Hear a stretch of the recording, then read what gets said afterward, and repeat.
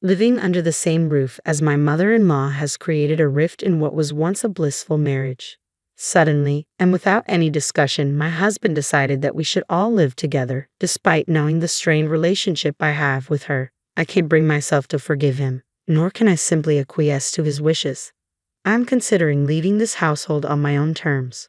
My name is Sarah, and I'm 28 years old.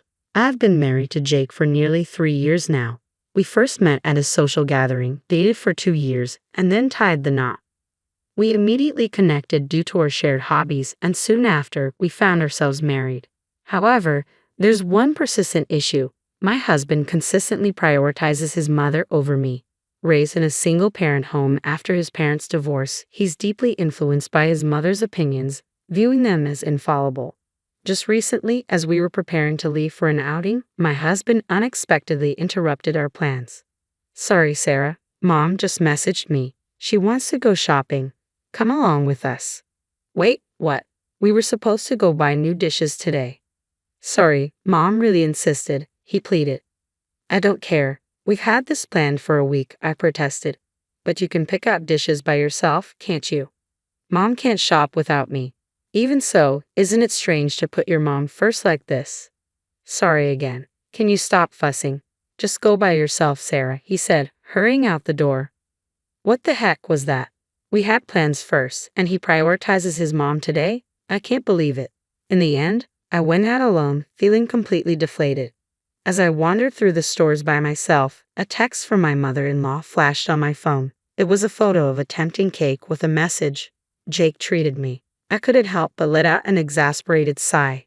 My mother-in-law has never been fond of me, often sending deliberate photos of her and Jake looking happy together to unsettle me. That day, her texts were relentless, adding to my mounting irritation.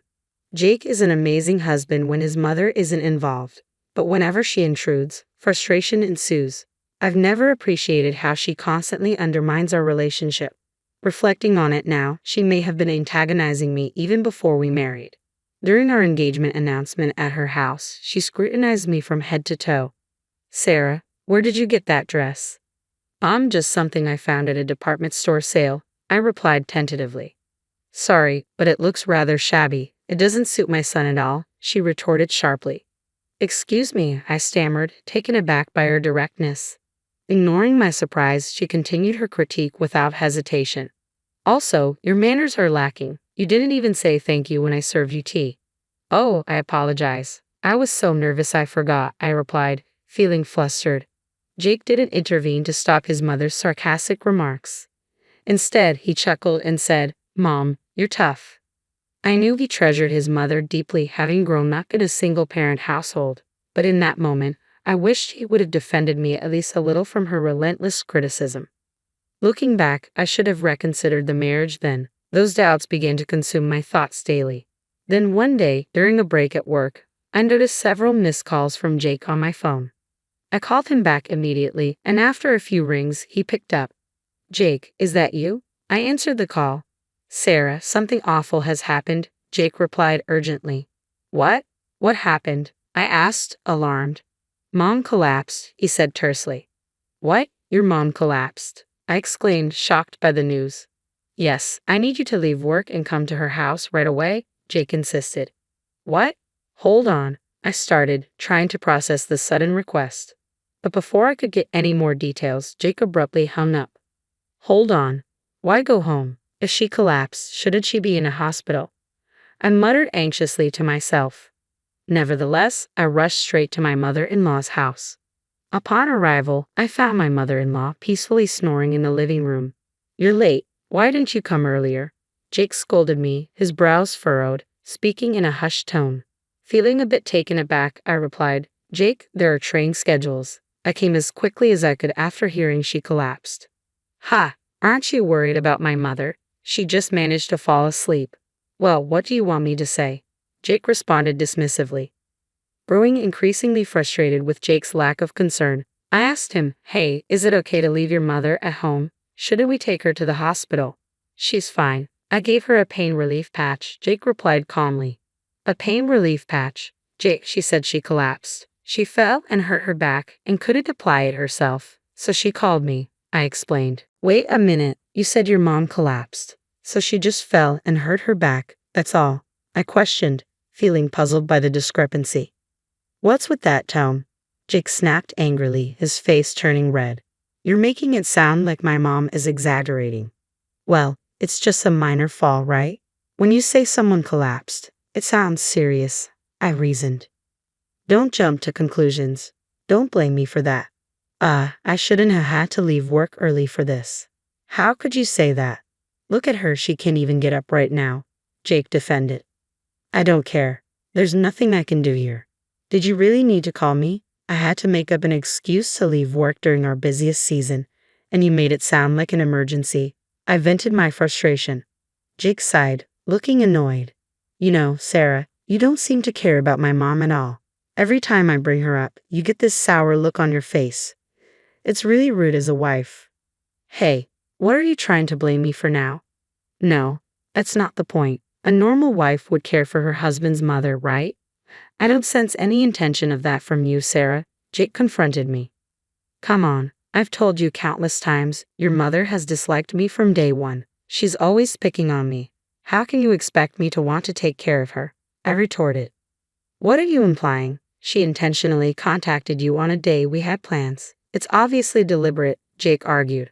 My mom is tough on you, Sarah, because she doesn't see you as a worthy daughter-in-law, Jake asserted. What? Seriously? How can he think like that? Doesn't he see his mother's actions for what they are? I exclaimed in disbelief. Despite our continued arguing, we made no progress. Soon after, my mother-in-law woke up and turned her attention to me. Sarah, it's so heartless of you not to be concerned when I've fallen, she complained. No, I rushed over here because I was worried. But you seem to be okay now, I defended. Excuse me, how can you say that? I fell and hurt my back, she insisted. But it was just a fall, right?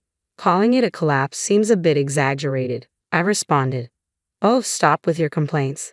This is why I can't stand sarcastic women. I should never have approved of you marrying Jake, she snapped.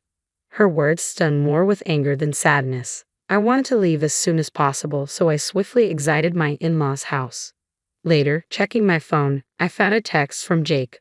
I'm worried about Mom, so I'm going to stay here for a while. Instead of worrying about me, he's still fussing over his mother at a time like this, I muttered, feeling thoroughly disgusted. I didn't bother replying and simply went to bed. He didn't return home for quite some time after that. A week later, just as I was enjoying some rare solitude, Jake's call interrupted my peace. Could this be an apology call? I hadn't reached out to him at all, and perhaps Jake had finally realized his mistakes. I wondered hopefully. With those thoughts in mind, I answered the phone, only to be greeted unexpectedly by Jake's voice.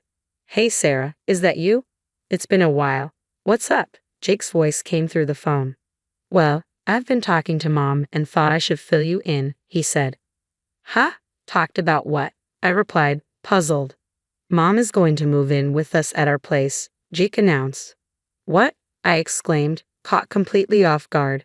My mind raced, trying to process the sudden news and control my emotions. I managed to find my voice. Wait, living together? You mean she's moving in?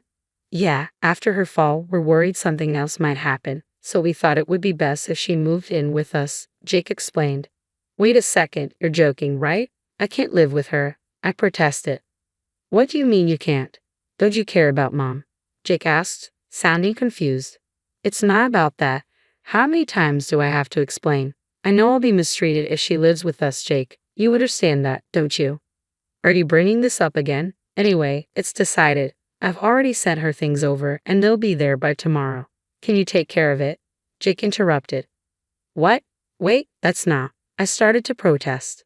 Well, make sure to handle it, Jake cut me off, ending the call abruptly. My frustration towards Jake boiled over. He had gone ahead with this plan without consulting me. This couldn't be a joke. Why was I being excluded from this decision? There was no way I could agree to live with her. With determination, I decided to leave this house. I immediately began packing my belongings, driven by a need to escape Jake's selfishness and my mother-in-law's intrusion. At this point, leaving seemed like the only option left to me.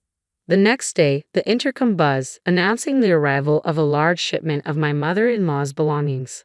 Just as the delivery settled in, Jake's call came through. Hello, Sarah. Is that you? I'm a bit busy right now, I replied tersely. Are you still upset about yesterday? Jake asked cautiously. I'm not upset, or rather, I don't care anymore, I responded coldly. Good, that's a relief then, Jake sighed. Struggling to contain my irritation towards my inconsiderate husband, he continued. By the way, the shipment I sent yesterday has already arrived. It's here, and I'd just finished sending my things to my parents' house, Jake informed me. Ha, your parents' house? I questioned, caught off guard. I'm going back to my parents. If you want to live with your mom, go ahead and do it yourself, I explained, feeling resolute. Come on, you're joking, right? What's all this nonsense? Jake protested, sounding bewildered. Nonsense? I'm serious. Making decisions about living together without discussing it is unacceptable, and because of that, I've made my choice, I asserted firmly. If you're gone, Jake, who will take care of the house? We're not children. We can handle it ourselves. Enough with your nonsense. You always speak out of turn. Mom is upset too, you know, Jake retorted defensively. Let her be upset if she wants. I stand by my decision, I replied firmly, unwavering in my resolve. My husband's response was more explosive than I had anticipated. Don't play games. You're my wife, act like it. Just shut up and listen to what I'm telling you, you idiot, he shouted angrily. Idiot, are you talking to me? Who else would you be talking to? I shot back, incredulous. Whatever. Go back to your parents' house until you can think straight, okay? When you're ready to apologize sincerely to me and Mom, then come back. If you apologize sincerely, both Mom and I will forgive you. Bye, Jake snapped, ending the call abruptly. He seemed to think he'd done nothing wrong. In his world, he and his mom were still the top priority. Fed up with his attitude, I packed my suitcase and returned to my parents' house. A few hours later, the phone rang again, this time for my husband. What? I'm busy right now, I responded curtly. What the hell is going on? Jake's voice trembled with frustration. Suppressing any hint of satisfaction, I asked calmly, what happened? Did something go wrong? When I got home, everything was gone, your belongings, even the stove, Jake explained. I expected as much, I replied coolly. You expected? Weren't you just planning to stay at your parents' for a few days? Jake questioned, sounding confused. Do you really think that was my intention? I'm sorry, but I have no intention of returning to that house, I stated firmly. What? Don't do this to me. What am I supposed to tell Mom? I told her you would take care of everything, Jake exclaimed, sounding desperate. Not my problem. Why don't you tell your mother the truth? I messed up, I upset my wife, and now she's left me, I retorted sharply. How could I say that? Just come back now. Don't make decisions on your own, Jake pleaded. Don't act on my own. You were the one who decided your mom would move in without consulting your wife. Don't try to shift the blame now, I countered firmly. Oh, Jake faltered over the phone. As I unleashed my pent-up frustration at Jake, who had always belittled and mocked me along with his mother, I realized forgiveness was beyond reach. It was time to address all the grievances I had harbored. Jake, what do you take me for? I'm not your servant or your mother's plaything. Not everything you do is acceptable, I exclaimed. Hey, Sarah, please calm down, Jake responded, trying to diffuse the tension. Shut up. You've never truly listened to me. I can't just go along with whatever you say anymore. I refuse to take care of you or your mother. I'd rather be single than live like that, I declared firmly. Don't say that. I don't want a divorce, Jake pleaded. I couldn't care less about what you want. I'm tired of being pushed around by you both. Figure it out yourselves. I'm done. Don't ever interfere in my life again. You and your mother can go to hell together, you two-faced duo, I snapped angrily. Wait, Sarah, Jake called out desperately. Ignoring Jake's calls, I hung up the phone in a fit of rage. I went straight to the lawyer's office and filed for divorce. It took some time, but eventually the divorce was finalized. After I left, it seemed Jake reluctantly began living with his mother alone. Without someone to handle the household chores, they started arguing, straining their once close relationship. As for me, after the divorce, I decided to move out of the family home. I rented an apartment close to my workplace and focused even more on my career. This dedication paid off, as I was soon offered a promotion and a corresponding salary increase. I now find deep satisfaction in my work. I'm truly relieved to have cut ties with that mother and son duo. From now on, I am determined to live life on my own terms for myself.